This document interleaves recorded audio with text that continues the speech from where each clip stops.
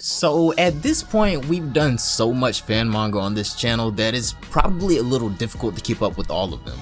I mean, we've gotten a chance to see new Shadow Dragons, siblings of both Goku and Vegeta, and so many other different timelines that each tell their own specific story with different outcomes from our main timeline.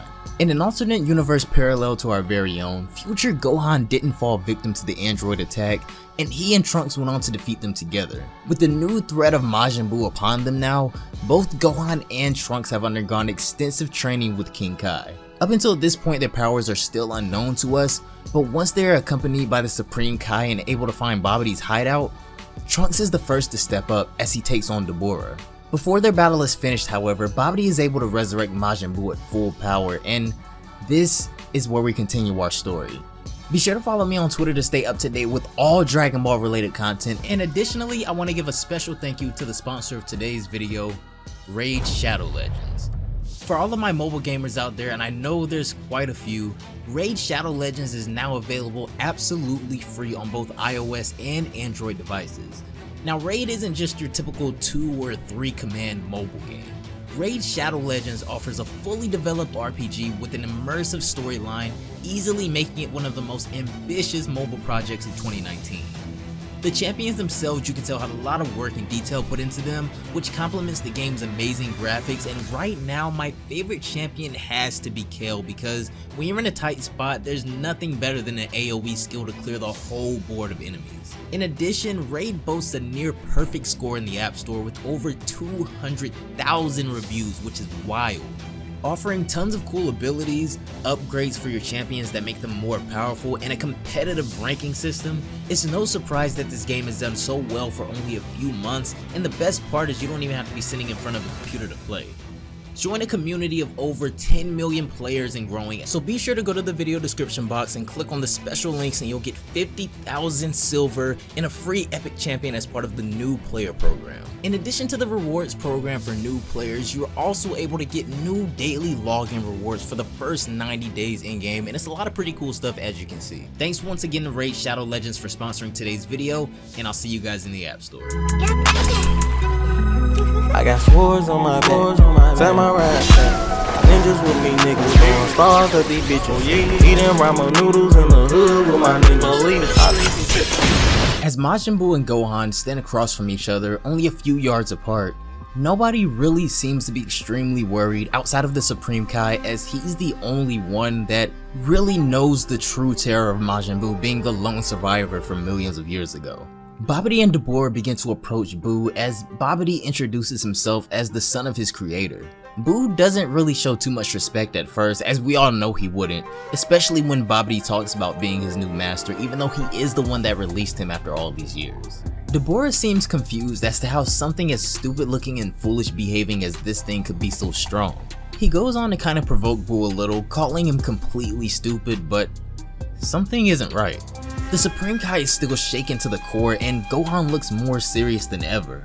When Majin Buu for only a moment releases his ki, it takes him less than a second to handle Dabura as he dashes towards him, poking his eyes out to the shock of everyone, then sends him flying with a kick through a few mountains. Everyone's jaws dropped at what just happened, as it seems that Majin Buu really is as powerful as they've been warned, leaving Dabura in a pile of rubble. Gohan seems to be understanding what the Supreme Kai was so worried about, as he says that for a brief moment there, Majin Buu's power exploded and we saw the result. This is when a spear pierces straight through Majin Buu. Dabura, badly injured as he is back on his feet and tries his final attempt at killing Majin Buu, as he pleads with Babidi that yes, the strength of this creature is tremendous, but a monster like this will never remain loyal to him, and one day he will be the cause of a great disaster. Before he can even think of doing anything, however, Majin Buu says that he's gonna eat him, and then, just like his parallel counterpart, he uses his candy beam to turn Dabura into a cookie, and then he eats him in one bite. Gohan seems to be finally realizing that, as the Supreme Kai said, Majin Buu's power is unimaginable, and at this point, the Supreme Kai says that there's no way they can defeat him anymore. Gohan tells Trunks that he plans on fighting Buu head on, but if he is to fail, then the rest is up to Trunks. The Supreme Kai is taken aback at Gohan's decision, especially after seeing what Buu just did to Dabura, but Gohan assures him that he and Trunks have been training vigorously for a situation just like this, and to just leave this to he and Trunks and they'll protect this world. In order to get Majin Buu to cooperate with his demands, Babidi threatens to seal him back in the ball he just released him from, so Buu decides to obey, and then he turns his attention towards Gohan, who begins to power up. It only takes him a second to take on the same form as Trunks, and when he's done, Super Saiyan 2 future Gohan stands before us. Gohan charges directly at Buu, beginning the fight immediately, and right away it's pretty apparent that Gohan is a tad overwhelming to Majin Buu, as Gohan lands a ton of strikes and then sends Buu flying with a punch to the gut.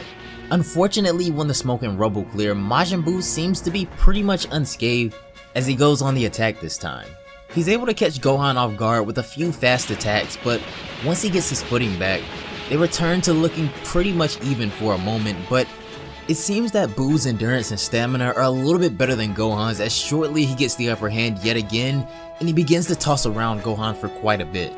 Buu then fires a pretty powerful blast at Gohan after sending him flying through the air and lands a direct hit on him, causing a huge explosion. Fortunately, Gohan has grown quite a bit, even where he's to the point where he can tank an attack like this from someone as strong as Majin Buu, and when he resurfaces from the smoke, he says that it'd be rude of him to continue hiding his true power from his opponents, so it's time to get serious.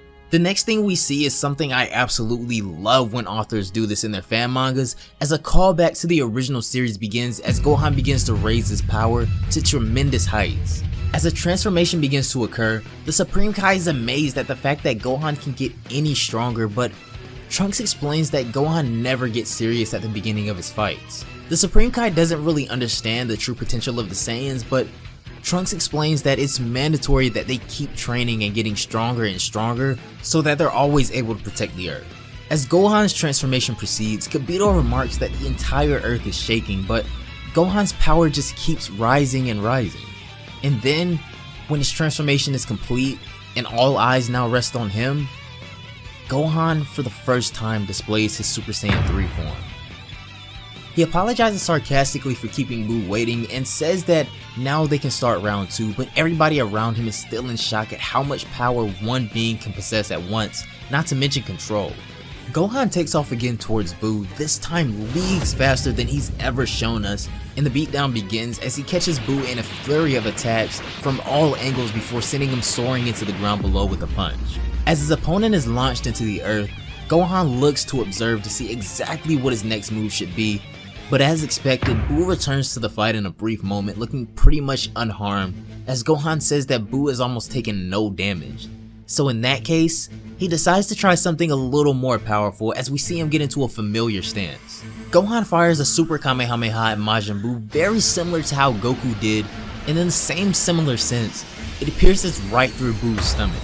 Obviously this would never work against Majin Buu, as you and I already know, as we see him completely regenerate his injuries in the blink of an eye as if nothing even happened. All this pretty much does is make Majin Buu angry, but he does admit that it hurt a little as he charges Gohan with a head full of steam and lands a pretty solid surprise hit on him as he knocks him back, and then he does something completely unexpected. To the surprise of Gohan, Majin Buu fires his own version of a Kamehameha, and oddly enough, much faster than Gohan did as it heads straight towards him, but of course Gohan would never be defeated with his own attack as he's able to kick it into the sky and it harmlessly explodes. Majin Buu being able to copy his opponent's attacks definitely takes Gohan off guard, and it's a bit annoying as well. He then goes on to say that even though Majin Buu seems to just be a mindless powerhouse, he has a great sense for battle and doesn't really seem to have any weaknesses even against the Super Saiyan 3 Gohan.